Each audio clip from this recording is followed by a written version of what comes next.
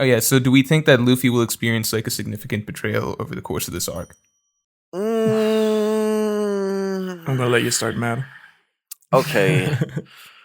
The only betrayal that I can see happening on Luffy's end is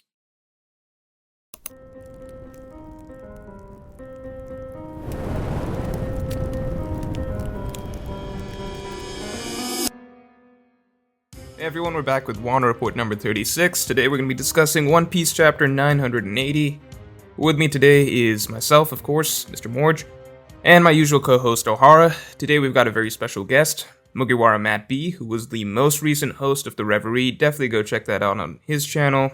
You'll also find, I think, maybe his most recent video, I think still, is the Captain's Cabin, which featured me and Ohara as well, so definitely give that a watch. Yes, sir. Yes, sir. Thank y'all for having me. And it's a pleasure having you on, man. Yeah, for sure. And no sponsors still, but we do have some excellent artwork for our thumbnail. And Ohara, you want to shout out? Yeah, so we still once again have a really nice thumbnail from Pitch Art. You can find her on Twitter. Definitely support her. She does like some amazing One Piece art. Also of a couple of One Piece YouTubers. She illustrated them in their Devil Fruit forms, so that looks amazing. We're really happy to have her here on board on this project. And yeah, the link is in the description below, so definitely show her some love. Yeah, definitely check her out. And we don't have that much time on today's episode, but I guess the good news is the chapter is like really, really tightly focused around one scene, so there's not much to talk about besides basically that. So I guess let's get right into it. Let's start with Matt, basically, because Matt, I am pretty sure you're a Sanji fan, right? I mean, not a huge Sanji fan. All right, but you might have been wrong. I like Sanji. I don't hate Sanji, you know. All right, well, we all so know. So basically, that's good enough. I feel Sanji. All right, that's qualification enough for Sanji fan. Never mind then. But overall, I think we all know. I think a lot of the general discussion that came out of this chapter was basically around like Luffy, Zoro taking L's. I guess from some people's perspective, other people defending that, saying that no, it's not this or that or whatever. Basically, what's your take on that entire scene? So on the scene with the Apoo, I don't really look at it. I don't look at it too much as an L for Zoro, but for Luffy, I definitely do, and it's from the sense that so Apoo attacks Luffy, then he attacks Zoro. So obviously they don't know Apoo's abilities. I believe that they even speak on that in the chapter. They don't know what his abilities are, and they don't know where they're getting attacked from. But I feel like at this point, you know, with the accomplishments that Luffy has, he should be able to kind of pick up on that. Especially, you know, with the last attack, Zoro. I don't know if it's Zoro or if it was Luffy that says something's coming. So they're aware of an attack, you know, and he just sat there and he took it. So my problem is, like, when are we gonna have Luffy use these abilities that he got? These new abilities, and are they just gonna be reduced to using are they just gonna be reduced to plot devices that he only uses whenever he has to? So I didn't really like that too much. I wasn't the biggest fan, and it seemed like, you know, you sacrificed Luffy for Apoo only for Kid. So the thing that I agree with basically is like the lack of future sight use, basically, because that does seem, I guess that's the one ability that feels like we could be seeing in use like pretty free, and like Luffy uses it. It's just he doesn't use it all the time. Like we saw him use it in the prison, for example, when like he saw the future with the warden and stuff like that. I think we've seen like when he was training with Hyogoro and stuff. So Luffy definitely uses future sight. I guess I'm fine with him being caught in these situations because the sense I've always gotten is that he's not yet well versed in using future sight. So it's kind of like when he's making sure he's using it or like turning it on or whatever, but he doesn't always just have it on.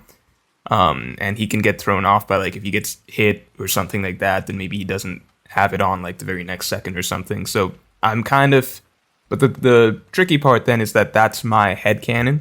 So that's like how I'm just choosing to interpret it. I would like basically if Oda, if he just threw in panels once in a while or speech bubbles basically once in a while that acknowledge that like, oh, I didn't have future sight in this situation because this, or like, oh, now I'm going to turn it on or something like that. And it doesn't have to be frequent. Like I'm not asking for that every time. I think even just once at some point acknowledging that like in this situation future sight wasn't, or like I missed this because of that. Like I think even just doing that once because that hasn't really happened since the Katakuri fight. I think that would help because then people can use that and be like, okay, so that's the reason for why these instances can be explained away or something like that. So yeah, how do you feel? No, I kind of agree with the future side thing. One thing I want to mention though, and I saw that you also mentioned that on Twitter, Morj, is that despite, you know, all these advanced abilities, one of the things, you know, that keep One Piece interesting is that not every enemy has to be, you know, physically stronger than Luffy, because Luffy already is at this point where, you know, we're going from commander level to Yonko level. Like Luffy's gonna have to fight Kaido, so obviously the number of, you know, enemies that actually stand a physical chance against him becomes more and more limited, right? And so I feel the way to get around this and like stop the story from becoming kind of irrelevant for anyone that Luffy's fighting against is by having people with interesting abilities or clever tactics, you know, that kind of can circumvent this. And I feel with Apoo's ability, like when I looked it up, basically what his fight looked like against Kizaru, and he actually like if Kizaru wouldn't have been a Logia user or anything, like that would have dealt some serious damage. Like I think the dude was literally broken into pieces. and that was, I made this tweet, which was basically people are like overreacting and stuff, and you know, that obviously got a lot of discussion going or whatever. And one thing that popped up from that was like a really long thread about like how Apoo Kizaru interaction went and stuff like that. And it was going back and forth. And I wanted to comment and say like, regardless, that was pre-time skip Apoo. So like, even if you are explaining away like a lot of that instance, like that was literally like 2 years ago Apoo. That was like you know, and it was still pretty impressive, Luffy basically, for example. If even that caught Kizaru off guard, then I don't know. Yeah. It says something. I also feel that he's probably gotten stronger over the past 2 years. I think that goes for pretty much most of the Supernova. And I personally, like, my takeaway from this chapter, rather than being disappointed that Luffy and Zoro got like a hit on this early, I was rather really excited that Apoo actually, you know, got some real action, and like Kid also. I personally was a bit disappointed that, you know, Oda introduced this verse generation that like the world was saying, oh, this is going to be the next generation of like the big names, the big shots that we're going to have to look out for. And if it had basically been, you know, Luffy and Zoro just running all of them over and none of them really matter, I would have been kind of disappointed. So actually seeing Apoo, you know, landing some proper hits and like being decently strong, like the same goes for Drake. I'm still excited for him, you know, seeing how the Flying Six seem to be very close to the All-Stars. So all these things, I take that as a positive. And what especially made this moment super okay or even enjoyable to me is that Zoro literally says, dude, we can't just take a lot of damage right here, right now. Like, we literally have to fight Kaido. So just that awareness, you know, that Oda put in there, I appreciate it. Yeah. So Matt, what do you think is you got any ideas for basically what the next turn of events is going to be coming off of this? Oh, okay. And before I get into that, I just wanted to just say one more thing about the observation hockey thing, like the future sight. Yeah, definitely. So I don't even think that Luffy needs to use future sight in this instance, right? Because, it's a skill that he just learned. I don't expect him to have the mastery that Katakuri, showed with his future sight. I don't even think that Luffy should. It shouldn't be close to Katakuri's, right? Yeah. He probably couldn't Right. even if he wanted to, like, Right. keep it up So all the time. Yeah. what I was saying, as far as him being able to tell the attack, like they said that something was coming.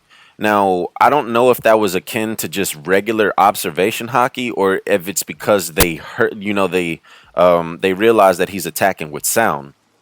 So I say that to say, if you're able to sense someone's presence, why wouldn't you be able to sense sound waves? Are you saying like basically they should have Yeah, done just something just about, like done, regardless of future sight? They yes, should have tried just to do done something something. about Apoo. I have no problem with the poo. I have no problem with the outcome still being what it was. How Apoo briefly knocked Luffy out. But what I would have liked to see Luffy do is try to get some type of offense in instead of just waiting for the attack. Yeah.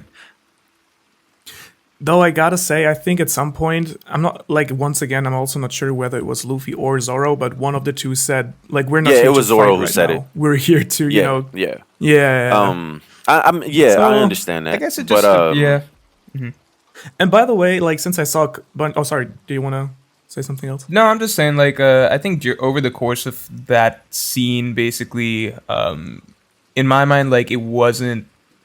I guess I gotta reread the chapter, which I'll do tomorrow, obviously, when the visual comes out or whatever. But like, my feel during it was basically like, okay, so a lot of shit is happening, and then like they're already engaged with a lot of other characters, I guess, who are technically fodder, although they were fodder who were giving them at least like a little more trouble than usual fodder or whatever.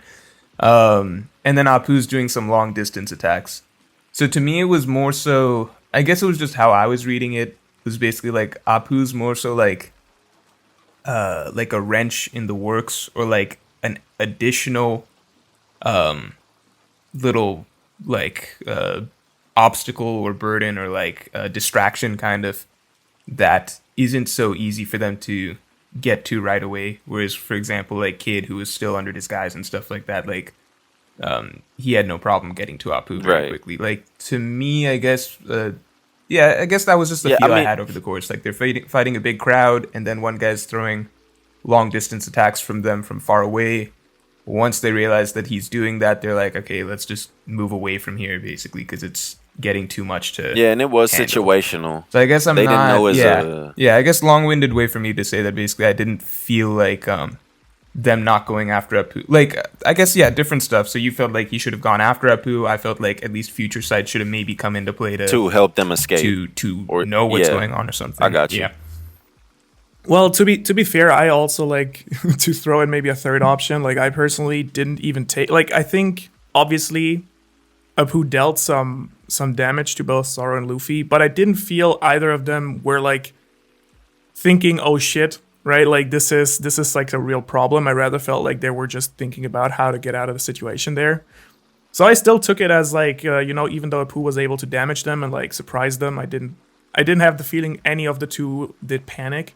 It was rather like, okay, well, this is like not a priority right now. Let's keep moving. Yeah, I get the sense that right now they're like verging on like oh shit, basically. Yeah. Like, it's getting there. So I think next chapter we see that. And like, one thing I'll just say real quick, which is basically like, I felt there were a lot of overreactions about like power scaling and inconsistency. I think we all here are on board with that not necessarily being an inconsistent. Like, to me, we're at a point where basically like, if you had someone from the Flying Six, like Who's Who or someone, come up and just like deck Luffy, or like, Zoro got cut. If someone had actually come up and like literally cut Zoro, then suddenly I'm like, oh shit, these guys are strong. This feels inconsistent. How are these guys stronger than Luffy and Zoro? But so if it was like a physical encounter, to me, because it's Apoo, whose abilities we still don't know, I view it as more so like a Caesar clown type situation where it's like, there's probably not much that they, unless they like kind of know. I'm interested to see how Kid fights Apoo next time, basically, because Kid was his ally. Kid probably has a little more intel on how to deal. And I with think him. that's actually a pretty good point. Like, I'd like to hear your thoughts on that. Do you guys think that Kid actually took out Apoo? Because I feel like, for me personally, I feel like there's no way Apoo's already out of that this. Supernova gets one shot. No Supernova will Yeah. one shot another Supernova. That's not happening. And the power scaling. Okay, I would The say power that'd be really scaling bad. stuff most definitely was taken a little overboard. So yeah, I definitely agree with you on that. But nah, no Supernovas getting one shot. Yeah. And once again, like with the power scaling, it's like my old argument.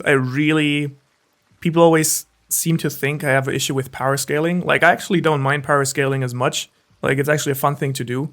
It's just with One Piece, especially with the interesting people that always get power scaled, there's just no reference material. Like, I keep repeating myself there. But like, same for Apoo. Like, just because Apoo now we for the first time actually see him in action, apart from him, blasting Kizaru, it does make sense to throw a crazy power scaling orgy about that, because we literally have Right. no reference point how strong he actually is, what his power is. Like, Yeah, I mean, I've always disagreed with you on this, like, a little bit, I guess. Or no, I think solidly, which is basically, like, I do think One Piece has clear tiers for the most part.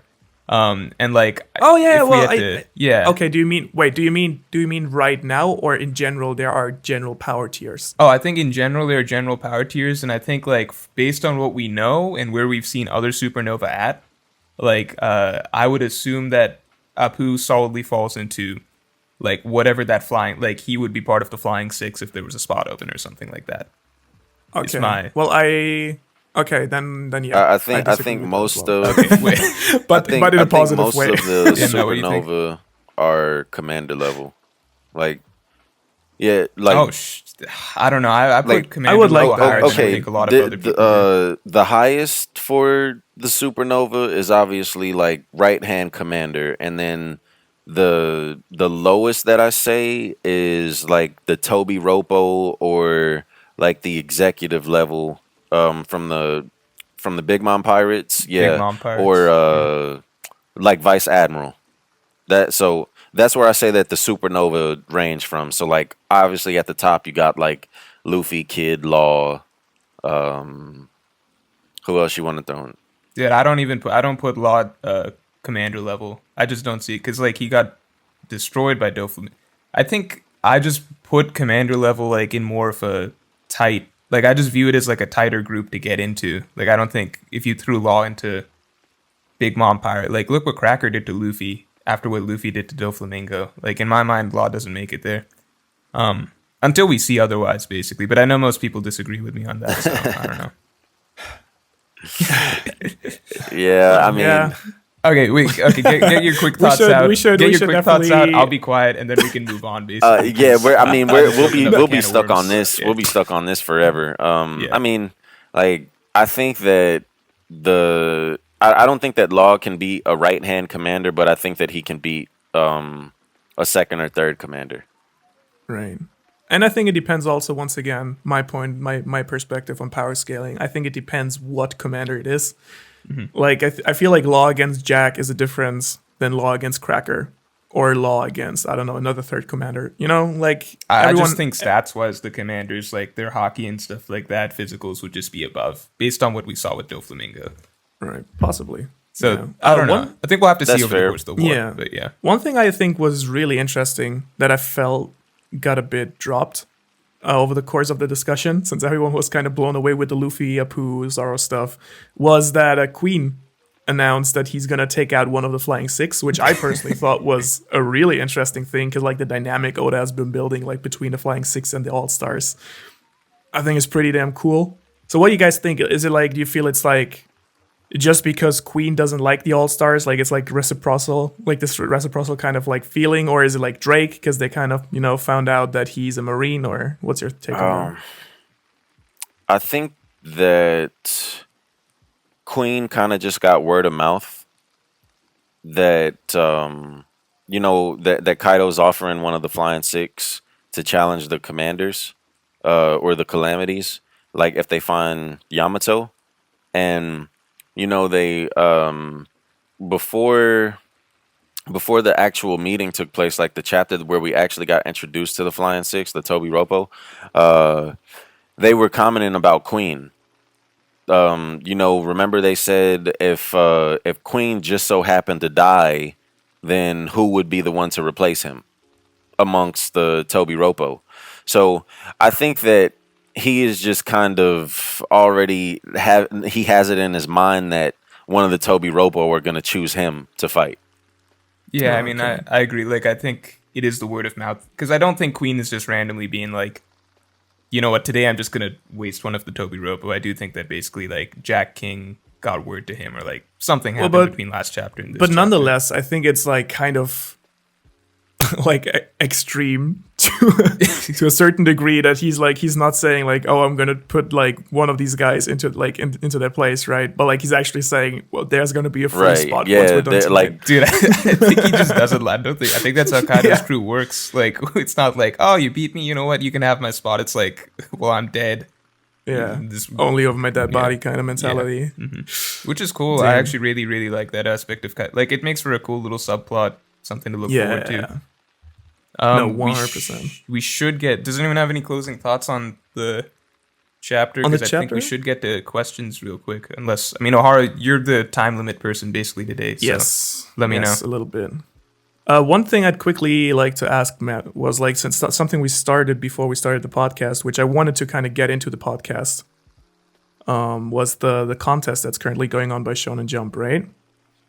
So maybe can you tell us, for those of us, including me, kind of what that's about, because I okay, haven't really heard of it. So there is a contest that's normally held exclusively to Japan, where they're finding the next, author in Shonen Jump, or the next mangaka, however you want to put it. And normally, they have an annual contest. And this is the first time that they're outsourcing outside of Japan. So they're doing it internationally for the 100th anniversary of the contest. No entries are taken from Japan at all. It's just all Damn, around that's the world. interesting. So I am currently writing a manga right now with one of my subscribers. I'm writing it. He's drawing everything, and I mean he adds his his stuff in there here and there. But the first place prize, I can't remember how much it is. I think it's like it translates to $18,000. And then second place translates to, I believe it's 12,000. I'd have to do You get a ticket to Japan, Hmm? I think, too, from what I remember. But like, do you also get like get like a one shot in like one of the magazines, or the criteria for it is the max that it can be is 60 pages, the least that it can be is 50 pages, and then whoever wins the contest is going to be featured in Shonen Jump. And then the authors that are judging it are Oda, Inoue, Horikoshi, Akira Toriyama, and there's I believe it's I don't know if it's Togashi or the author of Sailor Moon. It's one of those. right? And then Oof. That's Yeah. a pretty harge lineup. I Yeah. feel like Oda should be drawing One Piece though. and then they tell you like each judge outlines what they're looking for and how they're going to be judging judging the entries. And I believe the entries opened in May, so it's Oh, it's believe already so. open. I have to go back and double check it, but I believe it's from May till September is whenever they're submitting entries or taking entries. I may have the dates wrong on that. I may have put a fake date in my head so that I keep myself on a timeline, so that I can finish it.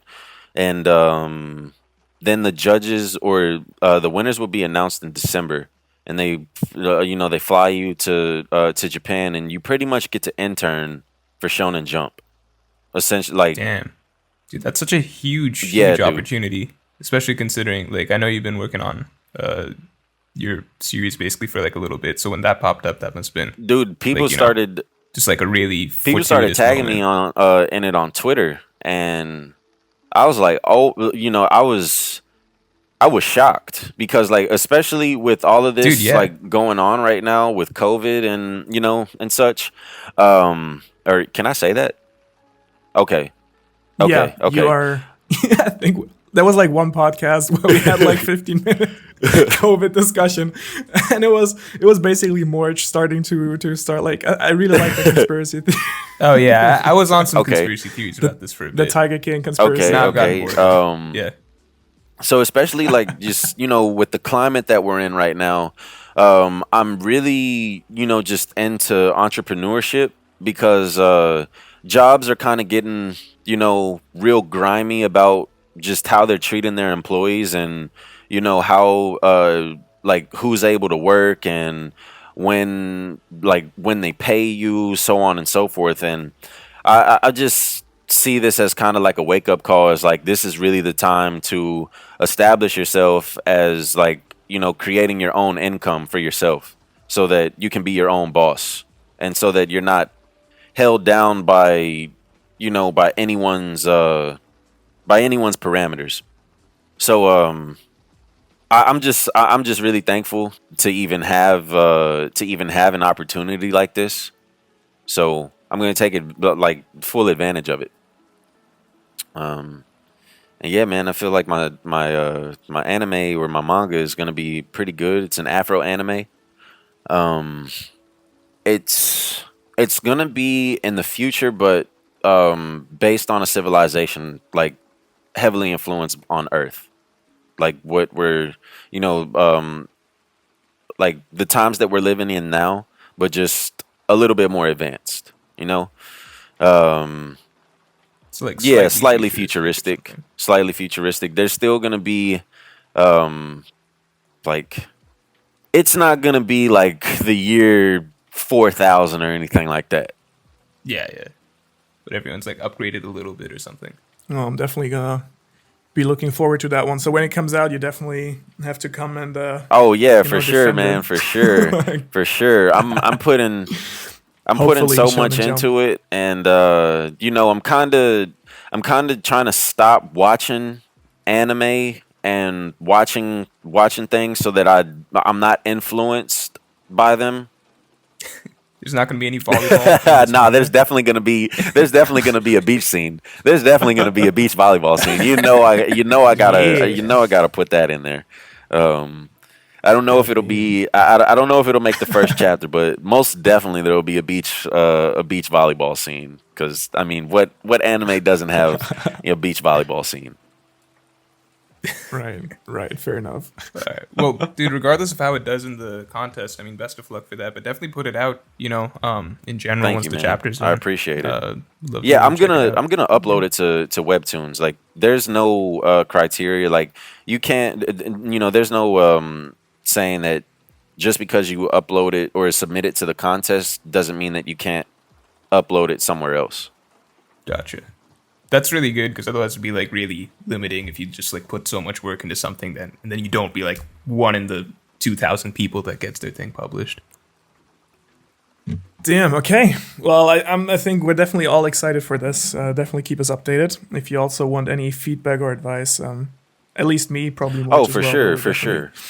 Always willing I'll to definitely help. I'll Should definitely we get send into y'all some some stuff questions? soon. Oh, yeah, sorry. Let y'all proofread. Yes. Or just we can definitely build ideas. Yes. I'm definitely open to that, man. So thank you. Oh, Excellent. awesome. Sounds great. Yeah, let's get Ohara, I guess it's on you on time. So we get one question or two, or I don't know how many. I can like I have a soccer date I can, I guess, let that much slip. Okay. So kickoff is in like 10 minutes, but like I can definitely do go for another 15. So Do you say soccer just because we're American? yeah, I Okay, mean, all right. I actually had a pretty nice stream with Jay the Oh. other day. Oh, We had, like, he also he's international too, right? I actually don't really know. No, he's American. I think he's just. I think his family's from JD Legend. Nigeria. Never mind. That. Yeah, that's my guy. Yeah, He's in the States right so now. we had like yeah, so we had like a small soccer stream with Lass, and like it was pretty dope. But yeah, so I'm gonna call it soccer just because like sometimes I'm in the mood to to tease people. Wait, dude, does Canada call That it it's soccer? actually football. No, they Does call it Canada call football. it soccer, or does Canada call it football? They call it football. The So only it's literally just us. place that calls America or that calls it soccer is America. All right. Because you have your own. That We- you don't yeah, we play don't with play the with the foot, but, yeah. whatever. Yeah, we just took it. That's why we're not Handball good at was soccer. I mean, football. You know what I mean? But yeah, like your women's team won the World Cup, so Yeah, but the I thing guess is, that's literally decent. nobody counts that. It's crazy. Right. I mean, like, I don't even. Yeah, like. Yeah. I don't know. I mean, women's it's like sadly enough, women's soccer is not exactly popular anywhere, but They could win it's 10 still in a it's still row. pretty good. Okay, well let's just jump into some questions. We were asking for creativity, and as far as I see in the on Twitter, follow us on Twitter. Shameless plug once again. Yeah, you guys delivered. So I think we got some really nice questions here. Should I start picking one, or anyone has already? So by the way, Matt, you can also join us if Okay. you want to pick a question. It's on Twitter.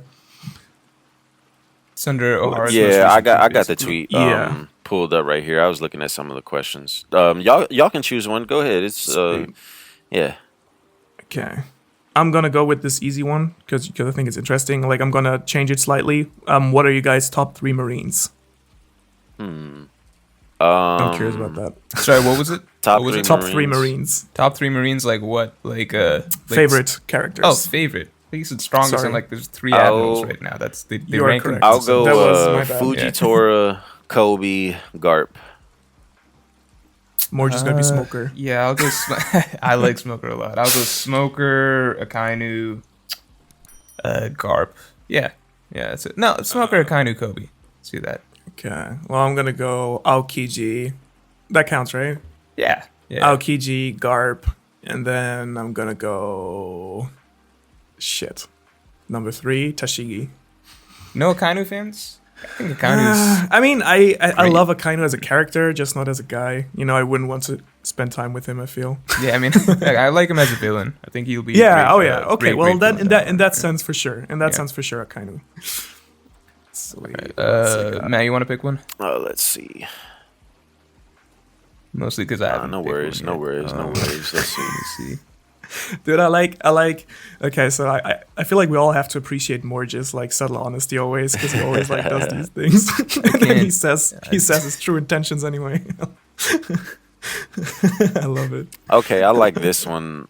I have to tell the truth. That's good though. Hmm. Sorry, Matt, So Marshall D. Jake says he asked, "What do you think, or who do you think gives out the world's strongest titles, and why hasn't a Marine held one yet?" I think that the world's strongest titles, in my opinion, is given out by the newspapers, like Morgan, since he's also he's the one who called Luffy an emperor and stuff. Like the newspapers are basically who hype people up, and as we know, like I'm not doubting that Mihawk is the world's strongest swordsman, because I feel like if he weren't, that would kind of defeat the entire Zoro arc so far. But like, for example, when you look at like Whitebeard, for example, right? Like he's been called the world's strongest man, but like literally, I talked to Brog about this the other day. Like he literally, the first time we see him, it's pretty clear that he's not in his prime anymore. So these titles are kind of vague. Same with Luffy, right? So I personally believe that it's Morgan or like the newspapers who like create these titles. Yeah, I mean, I don't know. It's rough because like I don't think it's just. I definitely agree that it's like public perception, and like Morgan's probably has a big part in that or whatever. But like, throughout the Marineford War and like in the build up to it, you had lots of strong characters calling Whitebeard the strongest as well. Like, Garp, like, people were just throwing it around basically like as though it were fact. And obviously, like, Whitebeard had declined a bunch. I think it's still, I think a lot of people are like, no, Whitebeard was obviously not the strongest during Marineford anymore. I still think it's, like, debatable, because we know he declined, but that just means that he's weaker than he used to be. That doesn't mean he's weaker than the other Yonko anymore, because, like, in my mind, Prime Whitebeard is, like, solidly ahead of them. That's getting a little off topic, but basically, I don't know, I think you kind of have to do a lot to prove it, basically, and I think it's probably, like, a general consensus that slowly comes up. Like, people probably just started, like, strong people probably just started acknowledging that Whitebeard is the strongest now that Roger has died and stuff, and probably trickled down. So, I mean, that's my take on it. Okay. Yeah. I would say I think it's Morj or Morgan. My bad. It's Morj giving out the title. It's big news. So, kind of like with propaganda, and our society, you have someone puts out like that starts the fire, and then the rest of it is really just word of mouth, and based on like their reputation, how that goes on. Like with Luffy, for instance. Luffy has touched a lot of people, and when they read the newspaper, like it kind of reminds them, oh, well, I remember when he was here and he did this, so on and so forth. So they just further enforce his legend by passing on those stories. So I think that's kind of what it is. Like it's based on the news, and then from the news, the masses control it by word of mouth. Okay. And then it just becomes the norm. Like everyone refers to him as the world's strongest man, or this is the world's strongest man. This is the world's strongest swordsman, world's strongest creature, world's most wanted man, so on and so forth. Okay. I think I'll amend my answer then a little bit, in that basically I could see that being the case for some, and then not the case. Like, it's weird. Like, for example, Kaido, he was introduced, we got that, like, okay, he's supposedly the world's strongest creature, but we've never heard any other strong character acknowledge him as that. Yeah, basically. But then with, like, Whitebeard, I think, like, with Kaido, it might be more, like, a bit of public perception that just, like, grew over time, maybe over the course of, like, Morgans or something, or, like, certain things that were heard about, basically. With Whitebeard, like, I don't think, Garp, Sengoku, Rayleigh, and stuff would be calling him, because they've personally fought a lot of these people and stuff like that, so I think they're coming from a bit more personal. So Whitebeard, at least at one point, was the strongest. Like the public perception turned into fact. Yeah, basically. So that's my view on it. I think strongest, it might just, like, how established that is probably comes from, like, who's saying it maybe a little bit. But I don't know. I'll just give my question real quick, unless you guys have other thoughts. Nope. Oh yeah, so do we think that Luffy will experience, like, a significant betrayal over the course of this arc? I'm gonna let you start, Matt. Okay.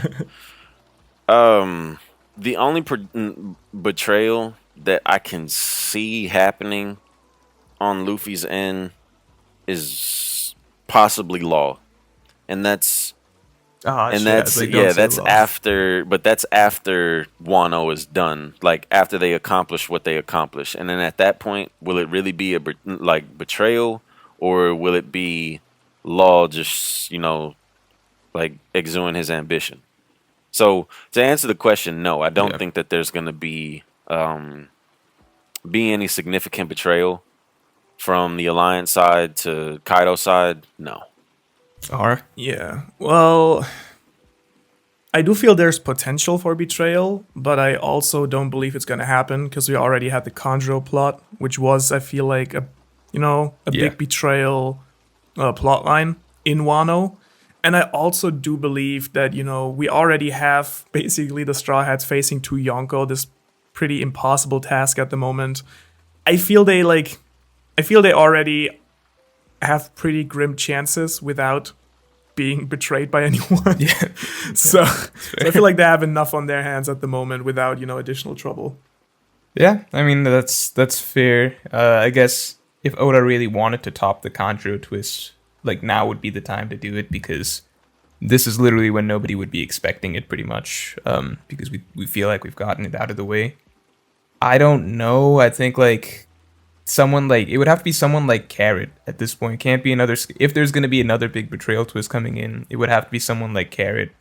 Not really another Scabbard or something like that, because I think that's lost its weight. I don't think it's going to be Law, at least in the context of the. So I mean, like if it was Law after Wano, I've kind of just like assumed that Law's dying during Wano, so I'm not even thinking about Law after Wano. Personally, although that's obviously not like a fact, like he could easily survive. I just don't think it's gonna happen. And then like Law during Wano, I really hope that there's no Law betrayal that Oda goes for personally, just because, you know, I really like the direction that Oda took Law's character, and like now he does, sorry, seem to have like a genuine bond with Luffy after what Luffy did for him with Dressrosa and everything like that. So like I would hope that that means something, and that that's not just going to be used for like a surprise betrayal down the line, because then it's kind of like, to me, a lot of what happened in Dressrosa doesn't have as much meaning. So I hope that's the case, unless it's like, if it's like what Matt's saying, which is like post Wano, and then it's kind of Law just like you know, trying to move forward for his own ambition, and he's not like literally like stabbing Luffy in the back or cutting his throat or something like that, but it's just like, okay, we're enemies again now.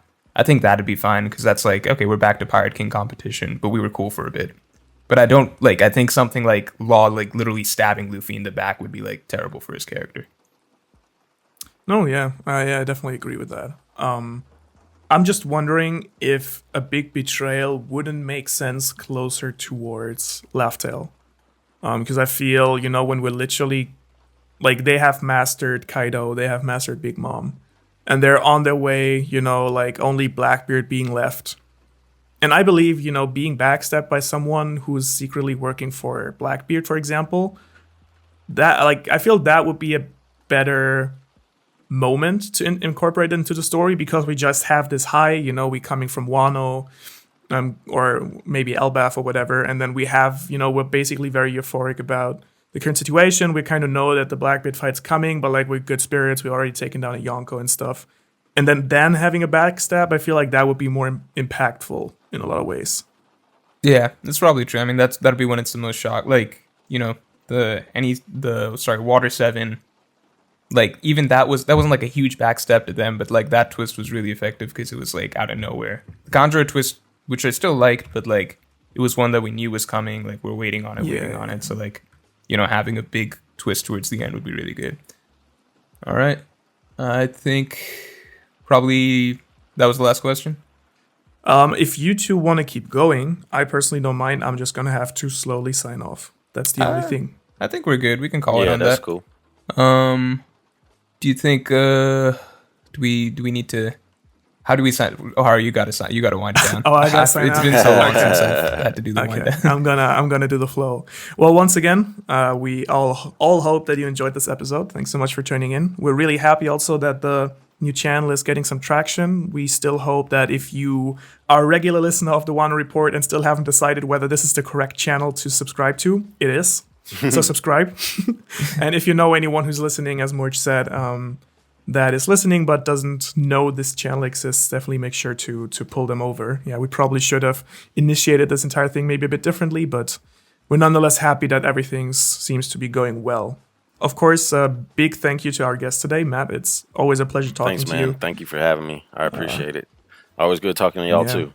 Like, by the way, for sure, man. And I have to admire your big booth setup with the mic. I appreciate that. Oh man, I just trying to sound as good as possible.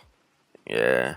I'm excited to edit this. And otherwise, make sure to follow all three of us on Twitter. Links in the description below. Also check out Matt on his channel, of course. Link is also in the description below. Otherwise, is there any other housekeeping we have to do? I don't think I can think of anything. Anything, Morj? No, probably not that important if we can't remember it. That sounds good. If you want to listen to the last podcast, you can do that here. I'm going to link. That was super cool because I now just linked the card in this video. And otherwise, we listen to you guys next time. Thanks so much for tuning in. Peace. Bye-bye. Bye.